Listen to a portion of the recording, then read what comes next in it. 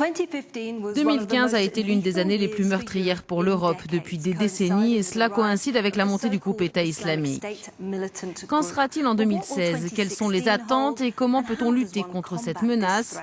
Nous abordons ces questions depuis le Forum international sur la sécurité à Bratislava, en Slovaquie, avec l'ancien coordinateur de la coalition internationale contre l'organisation État islamique, le général John Allen.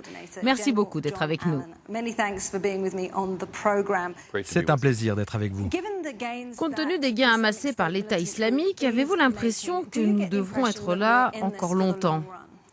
Nous devons l'être. Et je vous assure que nous savons qu'il existe des zones où l'État islamique ne gagne pas et où il connaît même des revers importants. Mais il y a une différence entre l'endroit où se trouve l'organisation aujourd'hui et celui où elle était il y a 18 mois. Une constellation de ce qu'elle appelle les provinces éloignées, les wilayas, a émergé et s'étend de l'Afrique du Nord à l'Asie du Sud-Est. C'est un développement troublant que nous allons devoir regarder de près pour y faire face de manière probablement régionale. Mais le défi, je pense, proviendra du réseau mondial qui relie ces provinces au centre, en Irak et en Syrie. C'est vraiment ce que nous devons surveiller de près.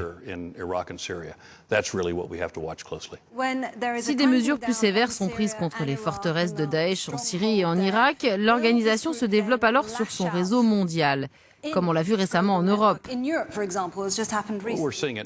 C'est ce qu'on voit actuellement, c'est exactement ce qui se passe. Plus nous leur mettons la pression, plus ils voudront relâcher cette pression en attaquant à d'autres endroits. S'ils frappent en Europe occidentale, par exemple, ils vont semer la terreur parmi la population de la coalition anti-État islamique. Ils chercheront à créer une fracture dans cette coalition ou au moins à en ébranler la cohésion. Nous devons nous y attendre. C'est aussi pour cette raison que nous devons comprendre ce réseau. La situation en Syrie et en Irak a montré que les terroristes semblent se nourrir du vide du pouvoir. Bruxelles, en Belgique, est vue comme un terreau de terroristes qui évoque pour beaucoup un dysfonctionnement de l'État en ce moment. Cela est-il donc une coïncidence, selon vous, que l'État islamique ait pris racine là-bas? Je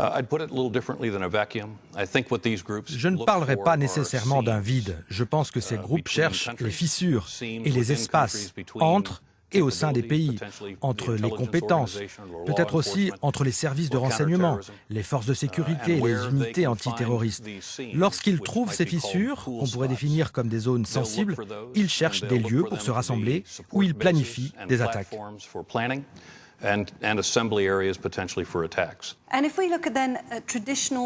Si nous regardons les formes de guerre, disons, traditionnelles, et si une offensive décisive était lancée contre le califat, quel impact cela aurait-il sur ce réseau mondial que vous décrivez? L'offensive décisive doit tout inclure. Elle ne peut pas concerner seulement le califat, ce que nous appelons la région de base en Irak et en Syrie.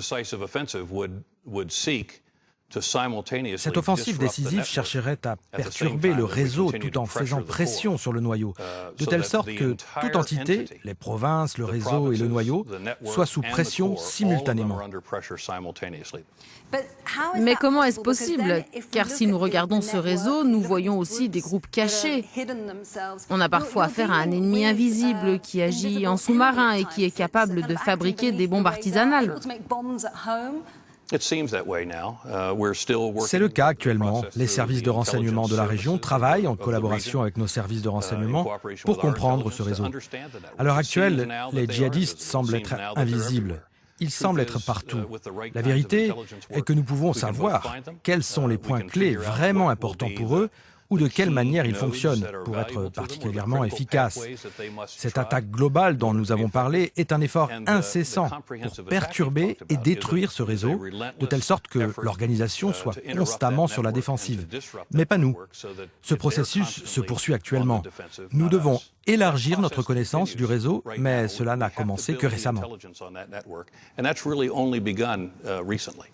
Notre réponse à cela semble avoir été assez lente. Je dirais simplement que les approches organisationnelles que nous devons poursuivre nécessitent de comprendre où sont les fissures, les failles entre les fonctions et entre les organisations. Êtes-vous satisfait de l'offensive? Nous ne sommes pas encore dans l'offensive. Nous devons l'organiser de manière qu'elle englobe tout. Nous devons être en mesure d'échanger les informations importantes, de travailler en étroite collaboration avec les services de sécurité des pays, avec la police, les unités antiterroristes, pour que nous comprenions le réseau. Ensuite, nous pourrons l'attaquer sans relâche. C'est important et ça ne fait que commencer. Avez-vous été frustré quand vous étiez coordinateur de la coalition par ce manque de partage des renseignements sur la question? Je n'ai pas été frustré, mais attentif au fait que nous devions faire plus. Le processus est en cours maintenant. Avez-vous reçu du président Barack Obama les outils nécessaires pour être en mesure de faire ce que vous vouliez faire, pour arrêter ce groupe? Nous les avons reçus, mais le processus que nous déroulons maintenant, ce processus réseau, n'est devenu évident qu'au moment où j'ai quitté mon poste. Mais sinon, je suis satisfait du soutien dont j'ai bénéficié. Nous avons vu qu'il y a eu des tentatives de négociation avec les talibans. N'avez-vous jamais entrevu une possibilité de négocier avec l'État islamique? Je ne pense pas que cela sera possible. Ils livrent une bataille sans relâche contre l'Occident, c'est inhérent à leur doctrine. Vous avez parlé d'une attaque en plusieurs volets contre l'État islamique. Compte tenu de la probabilité que cela risque d'être très difficile à mettre en place, au moins à court terme, quels conseils donneriez-vous aux chefs militaires? La montée de l'État islamique ne s'est pas déroulée sur une courte période et elle ne va pas se terminer rapidement. L'une des nombreuses raisons pour lesquelles Daesh existe réside dans l'insatisfaction de longue date de centaines de milliers de personnes qui se sont radicalisées et ont maintenant trouvé une maison au sein d'une organisation extrémiste. Donc, si l'on regarde cette organisation comme une menace, nous devons en même temps voir les facteurs sous-jacents qui aliènent et privent de leurs droits des pans entiers de la population de la région. Ceci est une solution à long terme. Et pour cela, nous avons besoin de nous organiser. Il faut choisir une approche globale qui traite à la fois les causes sous-jacentes ainsi que le groupe lui-même et inclut notre défense dans le processus. Pensez-vous que Daesh puisse être battu? Je pense que oui. Notre défi n'est pas de vaincre Daesh sur le terrain, mais de le battre sur le front de l'information. Le groupe possède un message très puissant. Nous avons travaillé dur la première année pour contrecarrer ce message. Je pense qu'entre les facteurs de causalité sous-jacents, mais aussi la lutte directe contre ce message, notre tâche est grande. Mais si nous pouvons combattre et vaincre ce message, Daesh sera vaincu.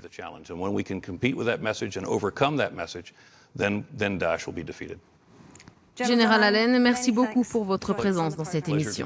C'était un plaisir.